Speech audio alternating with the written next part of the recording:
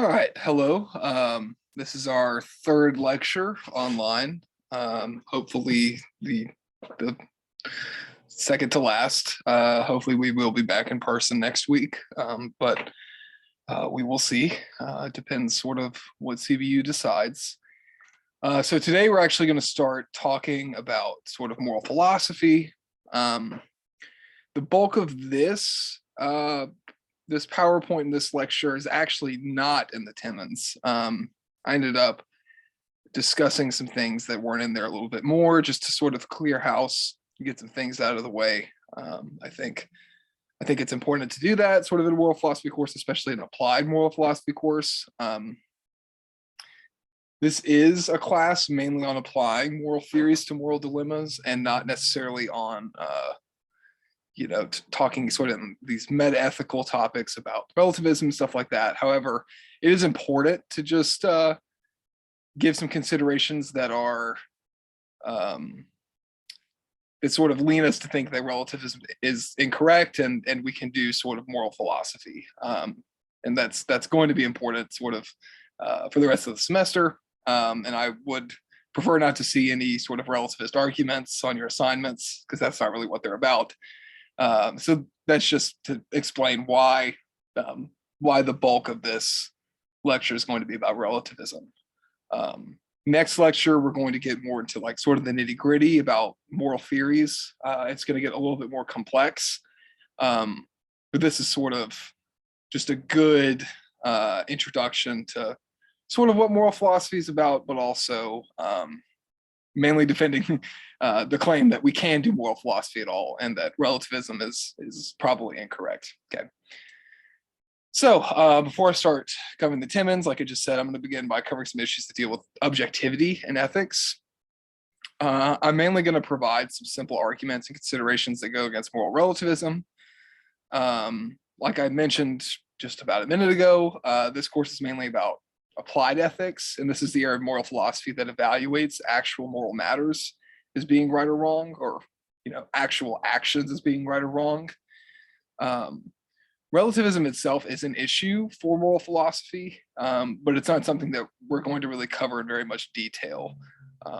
There is an area of philosophy called metaethics that sort of deals with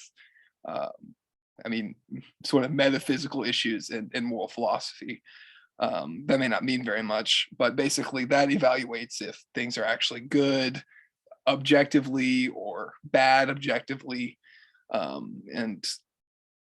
Relativism is a problem for all moral philosophy, especially applied ethics, because if everything's relative, then we can't really apply moral theories to anything.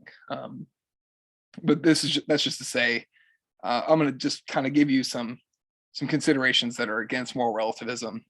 Hopefully that sort of convinces you. If not, that's fine. You don't have to agree with me.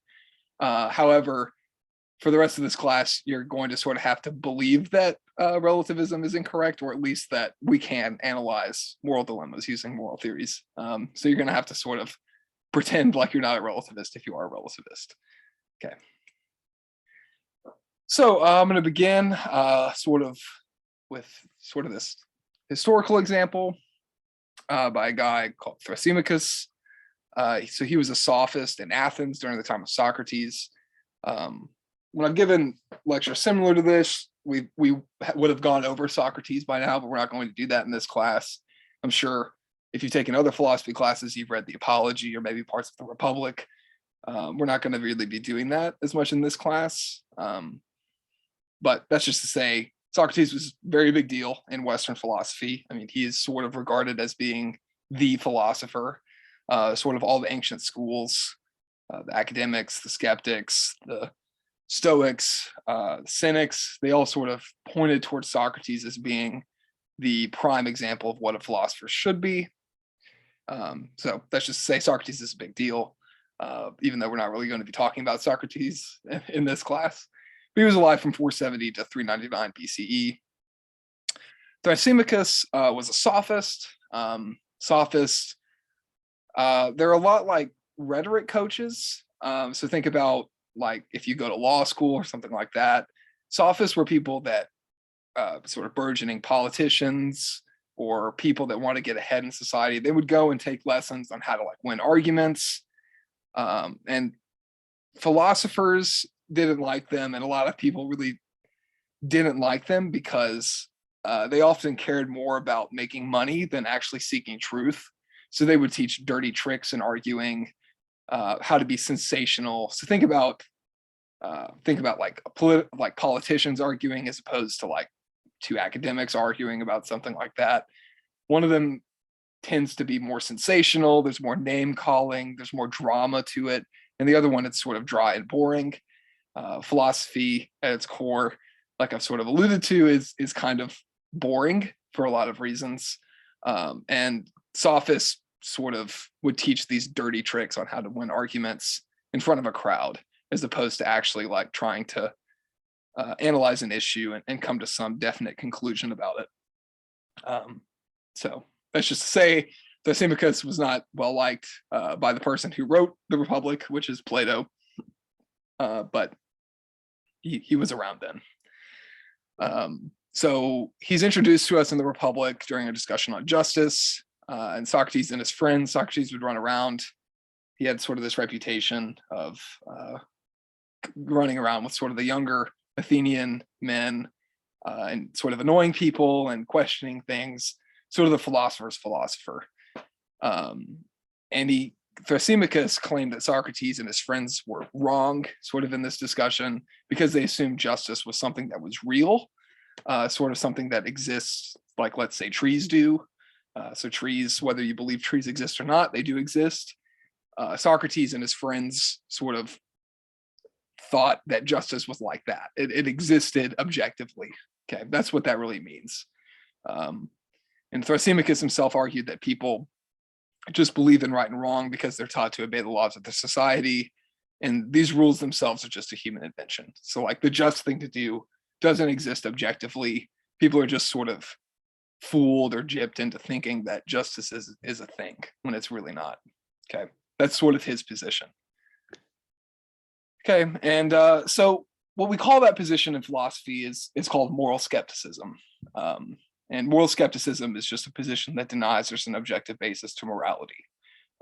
There's a lot of different sort of positions that fit that. Like nihilism is one. There's actually different forms of nihilism. We're not really going to be going into that as much in this class because, like I said, this is an applied ethics course. But throughout the history of philosophy, there have been people sort of on one side, like Socrates, Plato, Aristotle, Aquinas, Peter Singer, who we'll read, sort of a contemporary, he's still alive, that think that right and wrong has an objective basis. Sorry, there's a typo of objective there.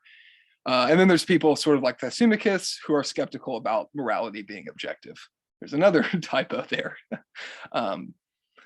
So there's sort of two sides to this debate. This debate's been going on forever. And that's just to say, like, this is still an issue. It was an issue, 2000 something years ago.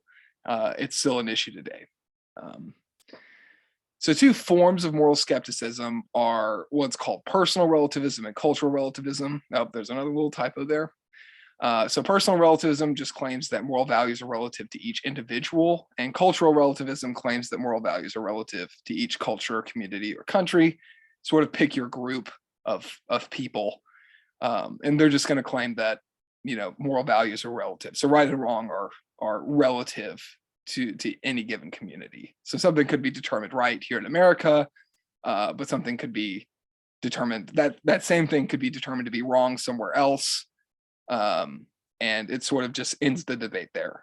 It just says there's these different standards, different places, and that's pretty much the claim. That's all it's saying. So most of this discussion today is going to be talking about cultural relativism, but these same arguments and considerations do apply to personal relativism.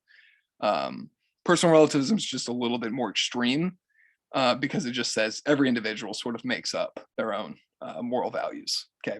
And with that, you can't sort of judge somebody else or another culture as being wrong because all values are relative. There's no objective standard to judge something as being right or wrong. Excuse me. So sort of going back to Thrasymachus, the idea that ethics is nothing more than social conventions has been around for a long time, at least 2,000 years, probably longer. This seems pretty obvious at the face of it. So if you just sort of look out into the world, it seems correct. Different cultures in different countries seem to have different moral codes. Different people seem to abide by different moral standards. It just seems like a fact of life. So for example, like polygamy is legal in some Islamic countries, medieval usury, which is just loaning money with interest, was considered sin and illegal. So Aquinas actually wrote on that. I mean, that's what banks do now. Like if any of you took out student loans, like that's what happened. That was actually illegal in medieval Europe. It was considered a sin. Northern Greenland, aging persons like were often left to die in the snow when they could no longer contribute to the community. They didn't think that was bad. They thought it was their duty. These are just some examples of relative standards of morality. Okay, and it just seems like a fact. Like these things happened. People do live and abide by different standards. Okay. Another consideration with the rise of globalism, it seems very important nowadays to respect cultural differences and to refrain from making moral judgments about other cultures. So think about, I mean, we live in a very connected world now, and think about another culture, think about maybe practices they do that we don't do sort of in the Western world. It seems wrong to be intolerant and say they're doing something wrong or silly. It just seems like that's something we shouldn't do. We should accept people and cultures and differences, because there doesn't seem to be anything necessarily wrong with that sort of in day-to-day life. Tolerance seems important, and many cultural differences are nothing more than social customs. So think about like different ways of dressing, methods of greeting people, and household arrangements. Imagine going to India or to some other country. I've never been to India, but imagine going somewhere else where, they dress differently, or they, or in France, for instance, you sort of like kiss the sides of everybody's faces. Sort of imagine going there and being like, no, you guys are wrong. You guys, you're doing something bad because we don't do this where I'm from. People would look at you like you're an idiot because that's kind of intolerant. That seems to be not the right thing to do in most cases. But at the same time, there does seem to be issues that aren't just mere differences. So think about like slavery, racism, sort of misogyny, not educating women or minorities. These seem to be very bad. And so you sort of have the example of somebody being intolerant sort of in the wrong way, but you can also be tolerant in the wrong way. It seems sort of at face value that you can. Like, so imagine learning about, the slave trade somewhere and saying, well, they have their customs, we have ours. So it's not wrong to say enslave people. That seems to be sort of wrong. Like I would get an icky feeling if somebody shrugged off some sort of atrocity as saying, well, they have their practices, we have ours. They're not doing anything wrong. So there's sort of the extreme of being completely intolerant, and then there's sort of the extreme as being far too tolerant. Okay. These are just considerations to think about. So here are two examples. I am going to go ahead and say there's a trigger warning. I like these examples because they sort of do get the point across, but they are a little bit unsavory. So please, if you're uncomfortable at any time, skip the next two slides. This one's probably worse than the other example. So there's a woman, she's from Pakistan, named Mukhtar May. She's actually an activist now. Luckily, I think she's in her 50s now. She was born in the 70s. So this happened in 2002. It's widespread. There was books written about it. You can look it up. There's articles, academic articles, news articles. She's an activist now. Like I said, she still lives in Pakistan. The last I read. And she set up several schools to educate women, which is good. But what happened to her was horrible. So her brother, who was a 12-year-old, was accused of being romantically involved with a 22-year-old woman from another tribe or social class. The details are a little fuzzy. He denied it, but sort of they had a tribal hearing and the tribal elders didn't believe him and decided to punish him. And his punishment that they gave him was his sister, Mutarme, who did nothing, was sentenced to be publicly raped by 4 men. This happened. The sentence was carried out. And it was sort of deemed to be just because it was an issue of tribal honor. Her brother had dishonored another tribe or social class because he had romanced a woman he should not have. And justice was sort of dishonoring somebody related to him. Okay. Like I said, this is sort of difficult to talk about. It seems horrible. It seems obviously wrong and unjust. But here's just an example sort of something that seems wrong in any culture whatsoever. This would be wrong anywhere at any time, any place, with any group of people. There seems to be, at least to me, no real justification of this whatsoever. Okay. Moving on, here's a second example. Lawal, again in 2002, this happened in northern Nigeria. So religious court sentenced her. She was an unwed mother. She had become pregnant without being married, to be stoned to death for having sex outside of marriage. And at her hearing, the crowd actually cheered when the verdict was read. So they obviously endorsed it. And the sentence was put off to be carried out as soon as the baby no longer needed breastfeeding. So she was pregnant at the time. She hadn't given birth, but as soon as the baby didn't need to be breastfed anymore, she was supposed to be separated from her baby and stoned to death. Keep in mind, this is 2002. This is 20 years ago. So Lawal actually identified the father, but he denied it and was never charged. She was held in prison until 2004, and she was luckily released due to international pressure. And this was sort of justified by the application of Sharia law. That region of Nigeria is Islamic, and it was sort of justified by those sort of moral standards. Okay, and this also seems obviously wrong. I mean, to kill somebody, and not only to kill somebody, but to stone somebody to death simply because she gets pregnant outside of marriage. That seems entirely unjust. It seems wrong all the way around. There just seems to be no real justification for that. It seems like we're not doing anything wrong also by saying that these two examples are wrong. That's sort of what I want to get across is, imagine telling somebody about these two examples and then them saying, oh, well, they're not doing anything wrong. It's all relative. That would leave a very bad taste in my mouth. That seems like the wrong view to me. All right. So most people condemn these sorts of punishments because they do seem obviously wrong. But sort of the question is, are we justified in condemning them?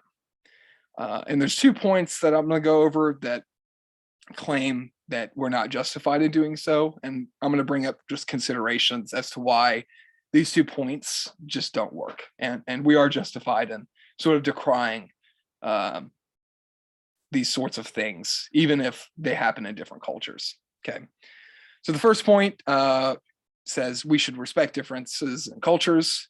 It claims that people have a right to follow their own traditions, even if outsiders disapprove of them. For instance, these traditions can serve purposes we don't understand or values of certain communities. They could be different than ours. Ooh, excuse me. That's just to say, looking sort of from an outsider perspective onto sort of what goes on in different cultures, it seems that we just may not have sort of this insider information, and sort of rushing to judgment and saying you're doing something wrong is wrong. That's sort of what this point is making. Okay. So the question sort of is, should these sorts of considerations persuade us not to judge other cultures? And I don't think they should. Respect, there's a typo there. it should say respecting, not respective. But respecting a culture does not mean that you have to like tolerate everything that happens within the culture. Okay, so admiring and respecting a culture doesn't mean you have to think it's a perfect culture or that everything that happens is morally justified. Okay, so think about your own culture, your own country. If you're American, I'm American. You can still respect your country or love your country, but think that some things that it does or it endorses are problematic. So, for instance, I'm not a big fan of the private prison industry. I think that's wrong. But that's not to say that I don't respect America or the American justice system or anything like that. It is entirely compatible to respect or love or have good feelings about something, but also say that there's issues. So that's just sort of one consideration against it. It's also a mistake to think of cultures as being unified and sort of isolated collections of people. For one thing, cultures overlap and interact all the time. Just a plain example in the US, Italian Americans, Irish Catholic Americans, Hasidic Jews, and African Americans all have different cultures. They all have different practices and sort of think that some things are good and bad, and they do different things. They're all in the same country, of course, but just because they are different doesn't mean that you should not have opinions about what other people in different groups are doing. So I'm not an Irish Catholic, but if I learned about an Irish Catholic, father beating his kids, I can still say, well, you shouldn't beat your kids, even though I'm not in his group necessarily. That's just to say that. That's a sort of an easy example. Another issue is like, how do we know what a culture sort of says? Like, who speaks for a culture? Would it be the elders or the priests or the men, the women, the politicians? It's very unclear as to who sets the standards. And like, it's not everybody in a given culture has these, like, accepts these same standards. They're not really uniform. So like in America, this is sort of a diverse country, but it would be kind of absurd to say, like a Hasidic Jew living in New York City and some ski bum living in Montana have the same moral values. They probably don't. But people still appeal to American values. So that's sort of just another problem is it just seems like opinions and moral standards aren't uniformly accepted by everybody. Okay. And it's also unclear who sets the moral standards at all. So finally, with this first point, this is just a logical problem. So a moral relativist endorses the following argument. Premise one, different cultures have different moral codes. The conclusion is therefore there's no objective right and wrong. This is a very bad argument. It does not follow from the fact that people disagree about something that there's no truth about it. So think about like scientific facts, whether you think this is right or wrong, like the earth revolves around the sun, for instance, like whether you think this is right or wrong, or it doesn't really matter. Like, it's just a fact. The earth revolves around the sun. Whether or not people believe it or not has no effect on whether the earth revolves around the sun or not. It does. And that's just to say, like, morality could be like that too. Just because people don't agree that something is right or wrong doesn't mean that something's not actually right or wrong. Okay. Another point with this argument is it only has one premise. No good argument ever has one premise. The only thing you can prove from one premise is itself. So it would take at least one other premise to fix this argument. You probably could, but it would still be pretty bad. If I had a board, we could take 5 minutes and try to fix it, but odds are it's not fixable. This is just a bad argument to hold and this is just logically speaking. It just doesn't work. The conclusion does not follow from the premise at all. Okay. So keep in mind, these considerations are not saying that nothing's relative. Some things may be relative. For instance, like what sorts of clothes to wear to a wedding may be different in different cultures, different times and places.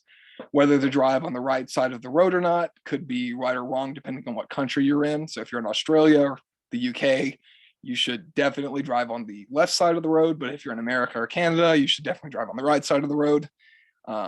There doesn't seem to be a big moral difference between those two things. They actually just solve coordination problems, which is sort of a thing in political philosophy. So I'm just saying, like, with these arguments, we're not saying that, you know, everything from the time to get up in the morning and what day to go to church, if you go to church, or whether to go to church at all, are necessarily right or wrong, you know, everywhere at all times. I'm just saying there does seem to be some things that aren't relative. Okay. We need not refrain from morally assessing customs of other countries. We can be tolerant and respectful, yet still think that some things are not relative. Like, you know, for instance, stoning somebody to death because they have sex outside of marriage. That seems plainly wrong and unjust. Anywhere at any time, for any reason. That just seems kind of clear. So here's a second reason why being judgmental may be wrong. So this sort of takes it a step further, and it just says, well, all standards may be relative. So whenever we judge something to be wrong, we're using our standards to judge other cultural practices. Okay, so this, whereas the other point sort of said, well, everything, looking out into the world, we see that people have sort of different standards, therefore there's no standards. This just says that the standards by which we would, you know, use to critique, you know, something happening in some other country, we're just using our own standards, and that's sort of why we're saying it. Okay, but all standards are relative. Okay, so here's it in argument form. For a criticism to be justified, we must appeal to the standards that aren't simply from our culture, but there are no culturally neutral standards because they're all relative. Therefore, criticisms are not justified. Okay, so this is valid. This works logically. This argument does. There's two premises and then a conclusion. However, it doesn't seem sound because it seems wrong. Because when we consider, or when we criticize an atrocity in another part of the world, we aren't necessarily appealing to Western or American values. And that's just assuming that all of you are American or Western, but sort of whatever standards that you know, abide by or think. It does seem like there are sort of these culturally neutral standards we could appeal to. So for instance, we could appeal to the standard by, you know, whether a social practice is beneficial or harmful to the people affected by it. This is just one example of a culturally neutral standard, because one, it applies to all cultures equally, and two, the source is not one culture. Okay. So for instance, like going back to Amina Lawal, obviously the social practice of stoning people outside of marriage is harmful to the people affected by it. I mean, for a multitude of reasons. For one thing, somebody dies in an excruciatingly painful way that's, I mean, barbaric and cruel. You're traumatizing people that see it or participate in it.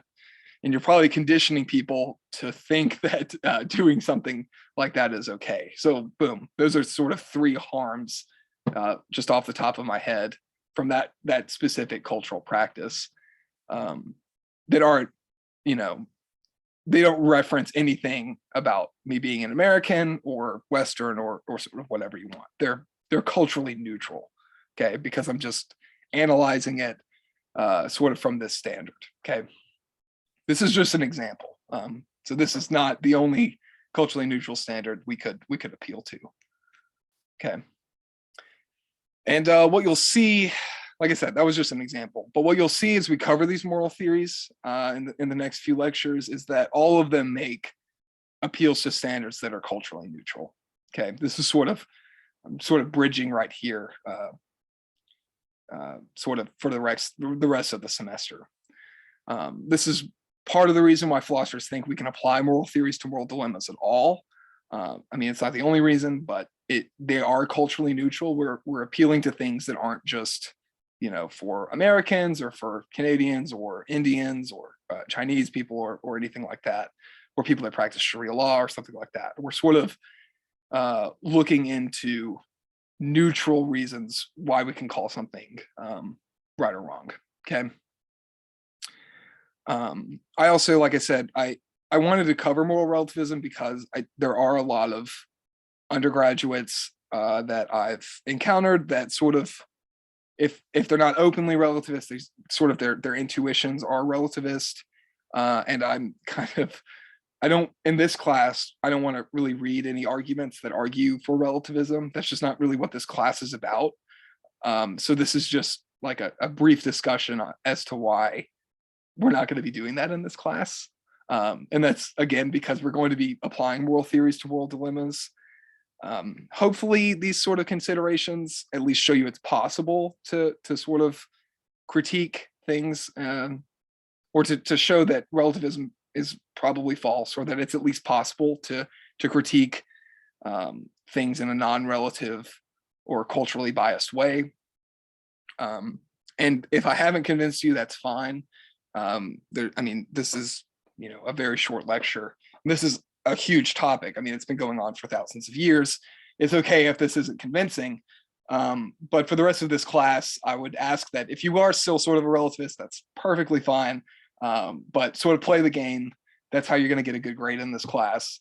It's just mainly because the learning requirements for this class are about applying moral theories to sort of these moral dilemmas that we're going to be talking about for the rest of the semester. So if we're going to be doing that, obviously you have to at least understand why some people would think that we can sort of have these culturally neutral standards. Okay. That's just to say, if you're not convinced, just play along. It's okay. We can talk, meet me at office hours or something like that. I'd love to talk about it. But that's just not really what this class is about. All right, so we only have a few more slides left today. And this is just sort of, we're going to be like kind of building into what moral philosophy is more about and what we'll actually be doing this semester. Next lecture, we're really going to be getting into the nitty gritty about how moral theories work, and sort of the process of doing moral calculus or deliberating morally, sort of whatever fancy philosophy word you want to do or want to use. So one of the main reasons why philosophers think moral philosophy is important and why so many of them do it is because it helps us analyze moral dilemmas. So disputes about moral issues are just a fact of our social lives. They happen all the time. I'm sure you've heard of discussions about abortion, the death penalty, human cloning, ethical treatment of animals, euthanasia, gun rights, property rights. It just goes on forever. These happen on the news. These happen between academics. They happen with your friends. They happen at bars, coffee shops. You'd be hard pressed to find somebody that didn't have an opinion about at least one sort of moral issue. Okay. And what's good about moral philosophy is it sort of helps us, it gives us the tools to like analyze these problems. Okay. It aims at arriving to correct or at least justified answers about the morality of these issues. And it's mainly because all these issues are contested. So we have to sort of look for good reasons to accept or reject a given position or take on an issue. Okay. And to do this, moral philosophers appeal to a moral theory or moral theories to justify their position. And you'll become more familiar with this throughout the semester as we read a lot of philosophers and learn more about these moral theories. Okay. So this is the second to last slide. We're not, like I said, we're not going to be getting into the details today. I thought that would just take too long, and we sort of went over a lot already. But I just sort of want to allude and kind of warm you guys up as to what sorts of things we may be doing. So here's a famous thought experiment. It's called the trolley problem. I believe it was Philippa Foot who came up with it in the 1970s. I think she was the first one. She was a virtue theorist, a very, very, somewhat contemporary philosopher, moral philosopher. So a thought experiment in moral philosophy specifically is just a hypothetical situation that philosophers use to gauge moral reasoning and or apply moral theories. I'll use this a lot as we're going through moral theories to sort of discuss how they work, because depending on which moral theory you apply to a situation can give you just different answers. That's just how they work. And we'll talk more about this later, but basically it's because each one, you know, if it's value-based, it takes different things to be intrinsically good or bad. If it's duty-based, you know, it presumes that some duties are more important than other duties. So obviously well, I don't know if it's obvious, but what ends up happening is when you consider certain things or different things as good or bad, you sort of do a moral deliberation, you work through how the moral theory works, and then it sort of spits out like a different action as being a different or a judgment of an action being right or wrong. I'll explain that more in more detail. But I just would ask you, go ahead and just pause the video after I get done talking, but take a moment just to think about what you would think the right thing to do is. Okay, so I'm going to explain it, and then just take a moment and just think about what you think, not what you would do necessarily, but what you think the right thing to do would be. So there's a difference between those two things. This isn't psychology. So if it was a psychology class, we would, you know, get 1,000 people and ask them what they would do and why. And then we'd say, well, psychologically, people would do this or do that. Philosophy is not really about that. Philosophy is about trying to determine what the right thing to do would be. So with the trolley problem, there's sort of this runaway trolley, and you have sort of this split in the tracks. The trolley itself is headed towards 5 people that are tied to the tracks, but there's another line that it connects to, and it's sort of going towards 1 person. You can't stop the trolley. You can't put something in front of it. Okay, you only have one option, and that's to either do nothing and let the trolley kill 5 people, or flip the switch and save the 5 people but kill 1 person. Okay, those are your only options. Okay, that's why it's hard. It's because it's a thought experiment. Okay, there's no other options. You can't do anything else about it. You can't untie them. You can't, you know, like I said, put something in the way. You can't stop it. Okay, either 5 people are going to die and you do nothing, or 1 person is going to die and you do something, but you save the 5 people. Okay, so go ahead and pause the video and just sort of think about what you think the right thing to do would be, and sort of why you think it would be the right thing to do. Okay, let's also just assume you don't know these people. There's no way of determining if they're criminals or scientists or doctors or, you know, teachers or whatever. You don't know any of these people. Okay, so take a minute and just think about what you think would do. If this was in class, I'd ask everybody what they would do, and we'd talk about it pretty much for the rest of class, but so we have to do it on our own. Okay, so take a minute and think about it, and then continue on.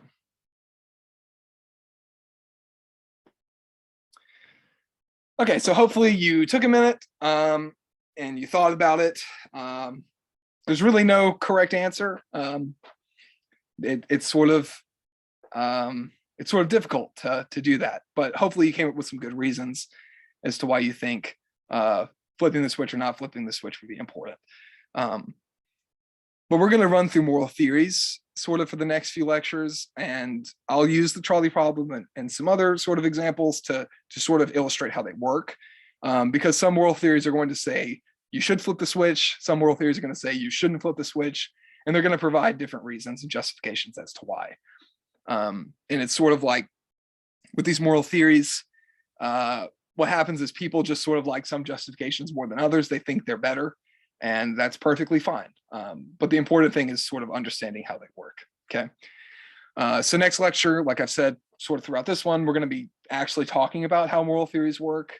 And hopefully we'll get through our first moral theory, which is going to be consequentialism. I'm just going to go ahead and warn you guys, it's going to get technical. It's a little weird. It's sort of careful. I think the reading, I assigned Timmons because it is very clear and it's sort of as succinct as you can get. A lot. I mean, and I try not to assign textbooks, so I think it's sort of the best option of all of those sort of 3 goals. So hopefully we get through that. It will be a little long-winded. I will also just warn you guys, like, it's going to be very important to understand this. Like, and I'll talk about that more next lecture, but understanding the difference between a value and duty-based moral theory is, I mean, you're not going to do well in this course if you don't understand that.